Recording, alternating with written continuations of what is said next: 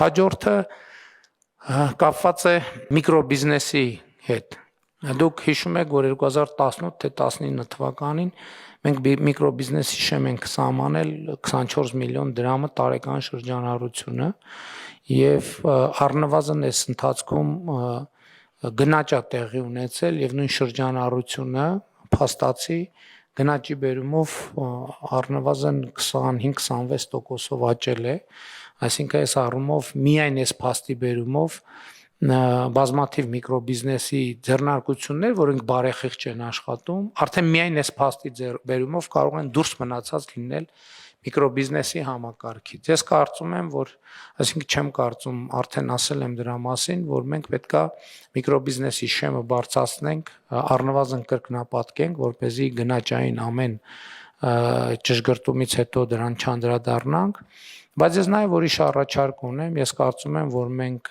եւ շրջանառության հարկի եւ միկրոբիզնես դեպքում պետքա անենք կարգավորում, ես չեմ ասում թե կոնկրետ ինչպեսին, բայց սկզբունքը պետքա լինի հետեւյալը. եթե ընկերությունը որոշակի ժամկետում, որոշակի թվով արձանագրվեց հսկիչ դրամարկային կտրոն չտալու փաստը, ինքը պետքա զրկվի միկրոբիզնեսի համակարգում աշխատելու հնարավորությունից, ասենք 5 տարի ժամկետով, որովհետև էդ էլ է տուգանվեցի, շարունակեցի տրամաբանությունը,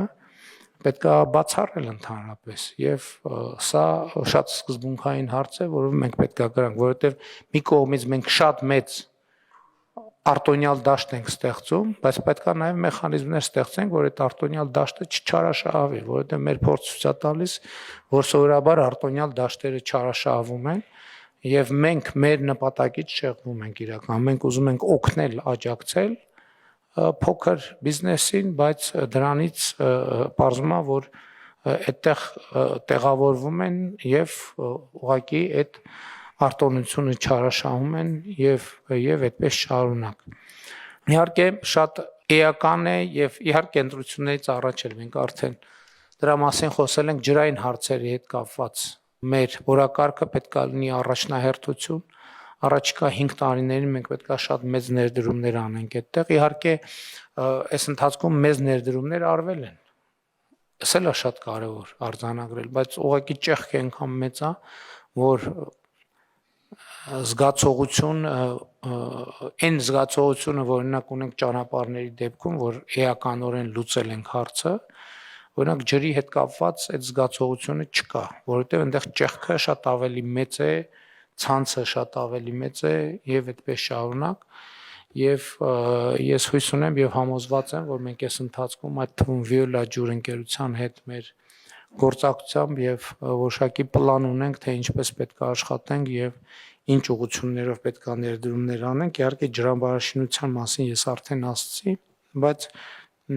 նաեւ խմելու ջրի մատակարարում, ոռոգման ջրի մատակարարում եւ ջրահեռացում այն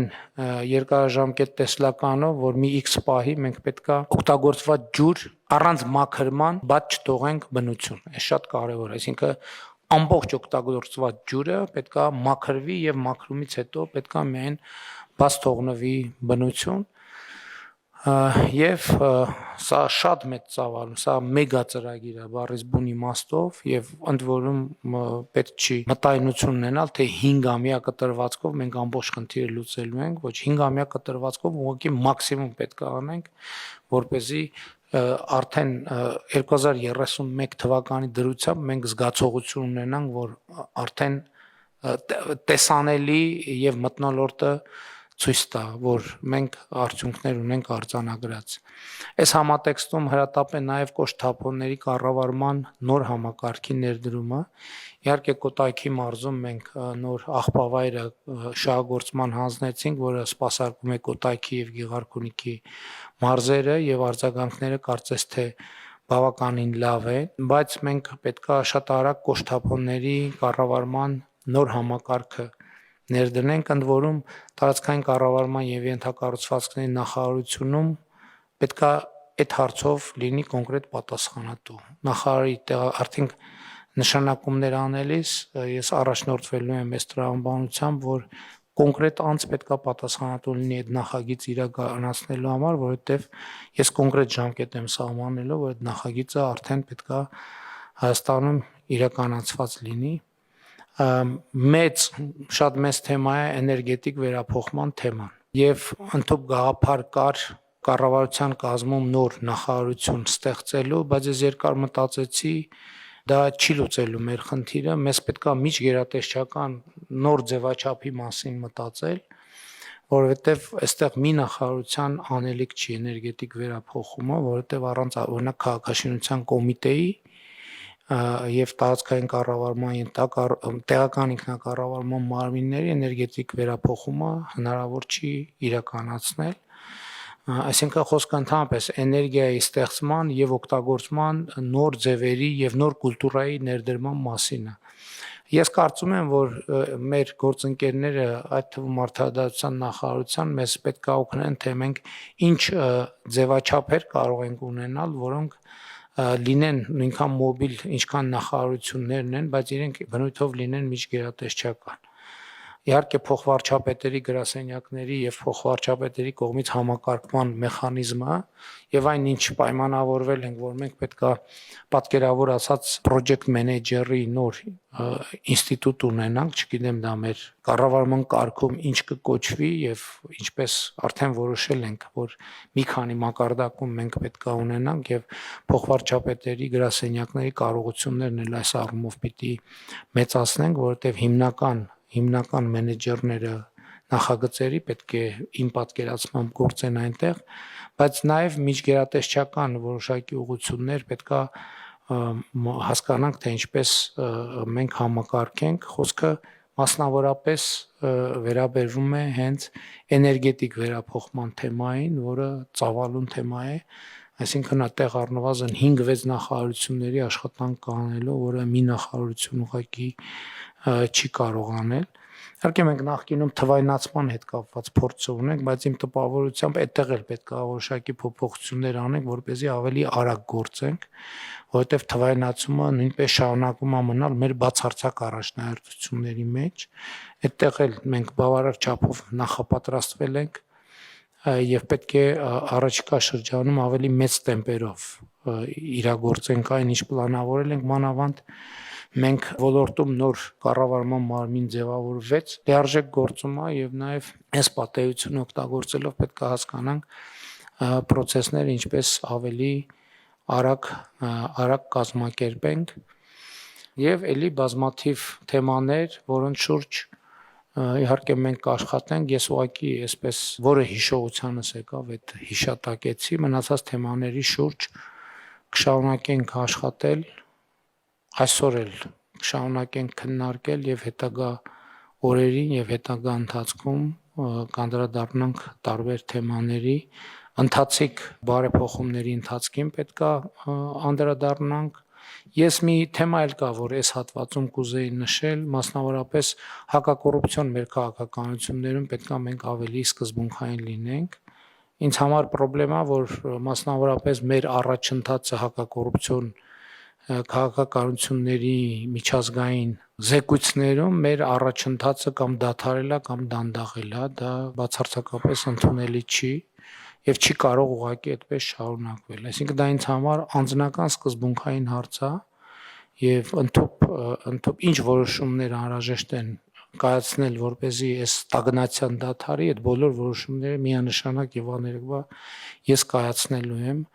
եւ այդ ուղղությամբ պետքա մենք շատ ակտիվ գործունեություն ծավալենք եւ ուզում եմ ամփոփել մեր հաջորդ խոշորագույն սպասվող իրադարձությամբ, բայց երկու իրադարձությամբ, լավ, մեկով չեմ սահմանափակվի, որովհետեւ մենք մեծ հաջողությամբ իրականացրինք եվրոպական քաղաքական համայնքի գագաթնաժողովը Երևանում, առաջիկայում մեզ սպասվում է COP17-ը, ինչպես պայմանավորվել ենք, ելի առաջիկա 1-2 ամսվա ընթացքում դուք զեկույց կպատրաստեք, այդ թվում այցելելով համապատասխան տեղեր, անցկացման վայրը Մերիդիան կենտրոնում,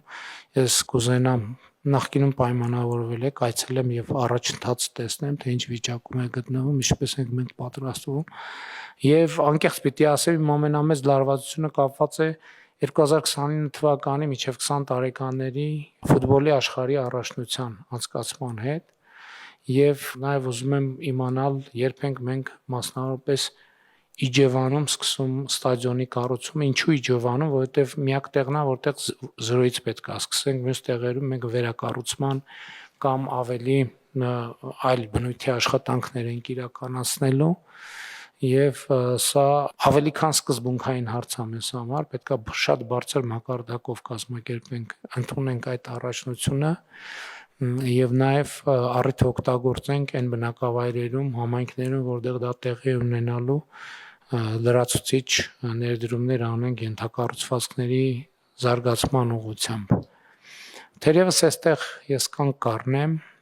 եւ նաեւ կուզենամ, որ մյուս հատվածում մեր գործընկերները ներկայացնեն ընթացիկ իրավիճակները։ Գիտեմ, որ պետական բյուջեի եկամուտների հավաքագրումը շատ բարձր տեմպով է ընթանում, երեք արդեն ասել եմ, որ 40 միլիարդի երակատարում ենք սպասում։ Ես 30 էի ասում, տենց մի քիչ զգուշություն ցուցաբերելով, բայց ֆինանսների նախարարն 10 միլիարդն էլ ասեց, այնպես որ արդեն 40 միլիարդ։ Մնացած հարցերի վերաբերյալ հիմա ես մեր գործընկերների տեղեկությունները կամ զեկույցները կլսեմ, որոշ մի քանի հարցերի վերաբերյալ, որոնք հրատապության կարգով ինձ հետաքրքրում են։ Այսքան է փոլի համար։ Շնորհակալ եմ։